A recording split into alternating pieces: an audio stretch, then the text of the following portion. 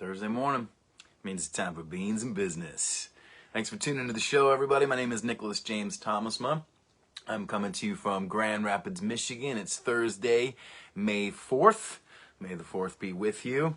And I'm going to talk today about a visual element of music. As I have said many, many times on this show, music is visual, right? People go to see a show.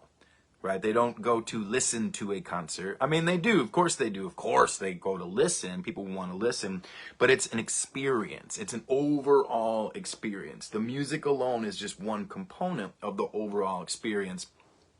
And one thing that I personally enjoy doing, that I consider to be part of the art of being in a band or being a musician, is posters. Having cool posters is like, I mean, that's like one of the cool things about being in a band, is that you can have cool things, right? You can work with different artists, or you can use it as another way to express your own art. So I've been making posters for many, many years, and I have an album on Facebook called called Posters, and I just have different posters that I've made over the years there, so you can kind of see the development of my poster art over the years. And I used to use Photoshop, but to be honest, Photoshop is pretty expensive, and so now I use Canva. And Canva is pretty good. It's got a lot of good tools. It's intuitive. It uses AI to help snap things into place, and also image creation and other such things.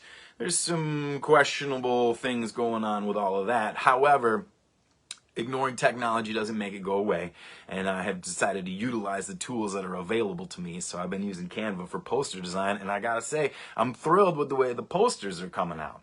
And when I say posters, what this really means is imagery.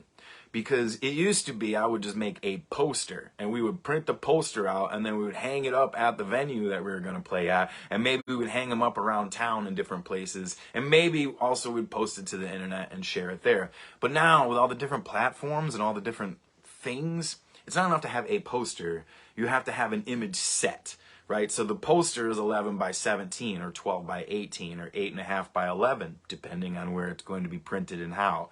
But then the image for Facebook has to be a Facebook event photo. The image for Instagram should be square. There's a lot of different ways to present your artwork these days. And if you're going to do advertising, each place will have its own ad specs and the different sizes that you need.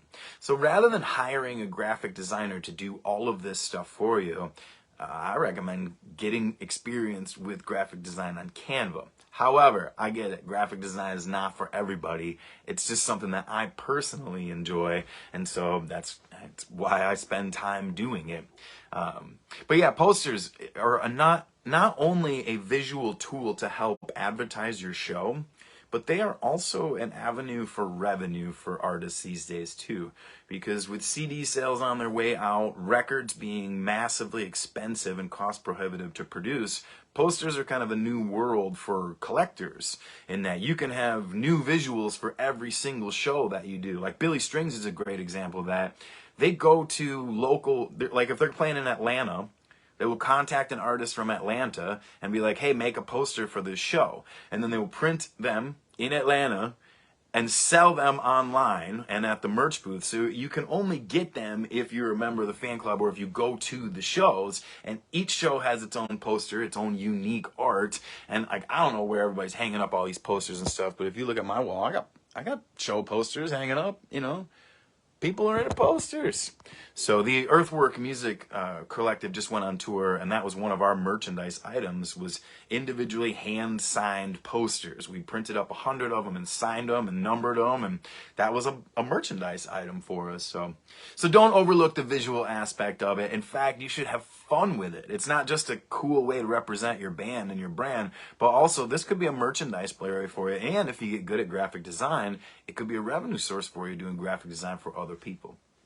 Just another little tidbit about how the music business works. Please check out my posters, and please come see my band this summer. Our summer schedule rollout is happening now, so check out Nicholas James and the Bandwagon online or at a festival near you. Thanks for tuning into the show, everybody. I appreciate you listening to me talk about music and the music business. Even though posters don't seem to have anything to do with the music business, again, music is visual. Keep that in mind, friends. We'll see you next time on Beans and Business.